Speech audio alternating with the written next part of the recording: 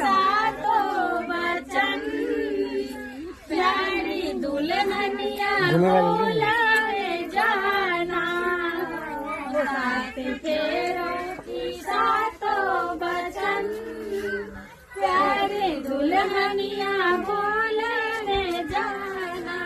अपनी साजन के घर जगमगाना,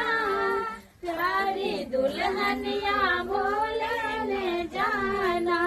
हो, सात फेरों की सातों बचन प्यारी दुल्हनिया बोलाने जाना। दुल्हा के बाबू दुल्हा के पटकल छय गालिए, छय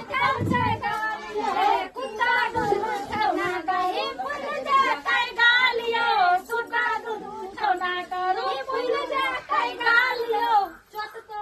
दुल्हा है बोका दुल्हा बैठू ना तो जल्दी ना सिलूट दान करू ये टाइम में आबू आबू पाछो दुल्हा सिंदूर लिया हाथ सोने सुबह के साथ सीता उघाड़े रे अमान सिंदूर लईले, सीता उघाड़े लिया अमान सिंदूर लईले। यो लड़का लड़की दोनों भाई कयाल छला हमरा गांव में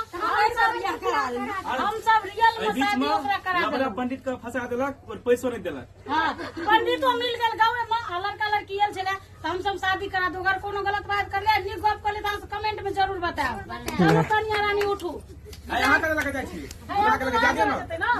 तो यहाँ के भेज दुल्हा समझ दे।